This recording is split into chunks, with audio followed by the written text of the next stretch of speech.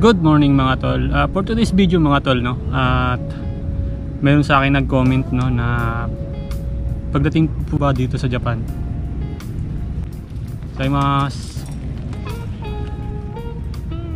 normal lang sa kanila yung mga tol, no? Pag may makakita ka mga Japanese dito, kailangan bumati-bati ka rin minsan. Pero yung ibang Japanese talaga na mga suplado, pag binati mo sila, hindi ka rin babatiin. Siyempre, Pinoy tayo, no? Kailangan lang natin batiin sila, no? Kahit hindi tayo batiin. Bilang ano na sa kanila yun, respeto ba sa kanila, no? Dito sa Japan. Kasi dito sa bansang Japan, okay lang kahit hindi sila bumati, basta batiin mo sila na good morning, ohaisaimasu, konnichiwa, ganyan. Ayun mga tol, no? May gusto lang akong i-share sa inyo ngayong araw, no? Dahil Saturday ngayon, no? Wala tayong pasok. Matagal-tagal din ako hindi nakapag-vlog, no? Ilang 1 week din yata o 2 weeks. At sobrang busy ko talaga dito sa trabaho. Ayun mga tol, may gusto lang ako share sa inyo, no? Regarding dun sa nagtatanong. Pagdating daw ba dito sa Japan, may bibigyan ka daw ba ng allowance, no? Sa 1 month mo dito sa Japan sa training. Ayun mga tol, magandang katanungan talaga yan, no? Dati kasi nung nag-apply kami dyan sa Pilipinas, napaisip din kami, no? Na ano nga ba maging allowance namin dito sa Japan. Actually mga tol, sasabihin din naman siguro sa inyo ng agency yan na bibigyan kayo ng allowance dito sa Japan, no? Ng mga employer nyo dito, yung kaisa nyo, company nyo. At pagdating nyo kasi dito mga tol, mayroon kayo 1 month training, no? Yung 1 month training na yun mga tol, mag-aaral kayo ng Nihongo. Ituturo sa inyo kung ano yung mga roles din, no? Dito sa bansang Japan, mga roles sa company. Tapos yung bibigyan kayo ng parang refresher ba sa pag-aaral ng Nihongo, kasi mag-aaral din kayo dyan sa Pilipinas. Siyempre dito mag-aaral din kayo ng 1 month training lang yun mga tol. After nyo pagdating nyo dito mga tol, kami kasi doon dati mga tol, no, dyan kami sa may airport, no, sa NAIA. Hindi kami nagdala ng pera, no? Hindi kami nagdala ng pera ng galing Pilipinas. Ang ginawa namin ng ibang kasama namin, doon na sila nagpalit ng Japan yen, no? Pira ng Japan dyan sa Pilipinas. Meron din dyan, no? Pag nagpalit ka ng pera.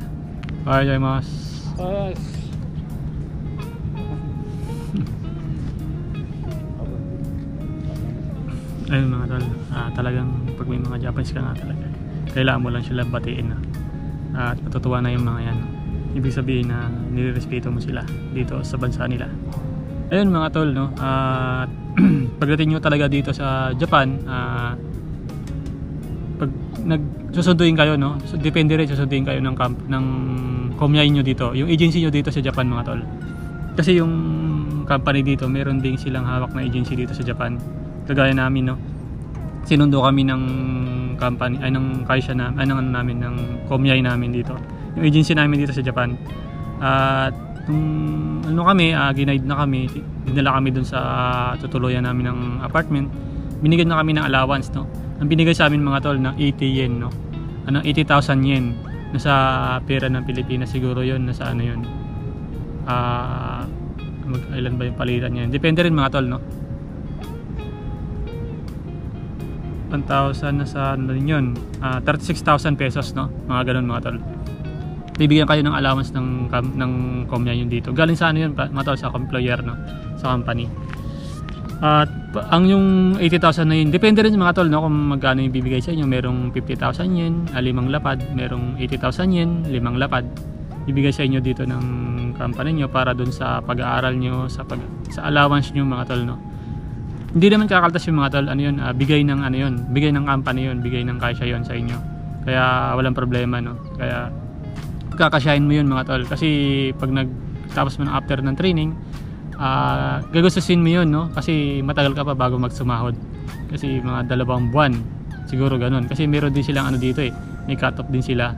Parang merong kunyari pumasok ka ng kunyari August 1, ako pumasok kasi ng August 1 at sumahod pa ako noon, no? Ang 15 pa ako sumahod doon, kasi meron silang 1 buwan na na pagitan.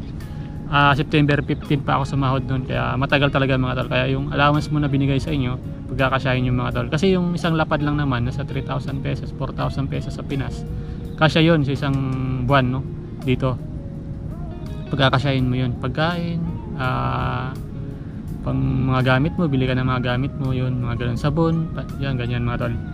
Kaya pagkakasyahin mo yun mga tol, no, pag nandito ka sa Japan. Kaya dun sa nagtatanong na bibigyan talaga kayo ng allowance, kaya wala kayong problema dito. Kasi mabait naman yung mga company mo dito sa Japan. Depende rin siguro sa pupuntahan mo, no. Kasi yung iba siguro, hindi ko lang alam, no. Hindi ko lang alam kung yung iba binigyan. Siguro bibigyan naman kayo mga tol. Hindi naman kayo pabayaan ng ng employer nyo dito. Kaya walang problema mga tol. Kaya sa nagtatanong na walang allowance ba, meron mga tol, bibigyan kayo dito, kaya wala kayong problema. Kaya kasi ano nila, naalala nila na pagdating mo kasi dito, wala ka pang trabaho. Ganun yung mga ano dito, yung mga Japanese, yung mga employer mo.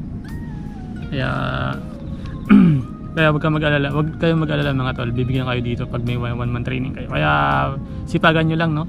Sipagan nyo lang dyan sa Pilipinas sa pag-a-apply para makapunta kayo dito sa bansang Japan. At alam nyo naman mga tol, napakaganda ng bansa ng Japan. Pero kaso nga lang, mababa ng palitan ngayon. Hindi na kagaya dati, no? Kaya nga ta, nasa 38,000 pesos, 38,000 pesos, no? 3,800 parang ganun. Ang isang lapad, no? Di kagaya kasi last year, yung mga nakaraan, 4,900 yung palitan ng isang lapad. Ay ngayon talagang bumagsak na, no? Hindi na tumaas. Di ko alam kung bakit, no? Siguro bumaba yung ng gobyerno dito sa Japan. Kaya pinipilit nilang taasan yung rate nila, no? Yung palitan dito, di ko lang alam. Pero ngayon mga tol, hindi na umabot ng 40, hanggang 38 na lang, fix na yun. Hindi ko alam kung baka maging 30 na lang yun, yung palitan, magiging 3,000 na lang. Parang gusto mo nang talagang lumipat ng ibang company. Wag naman, siyempre tapusin natin yung kontrata dito sa kaisa natin. Siyempre nakakaya naman, so yun yung pinirmahan natin. Ayun mga tol, at sana na-share ko, no, sa nagtatanong doon. At gusto ko lang mag-shoutout mga tol, no. Shoutout kay James Anthony, Basilio Santiago, Jewel Yedo. Ayun, shoutout sa inyo, no.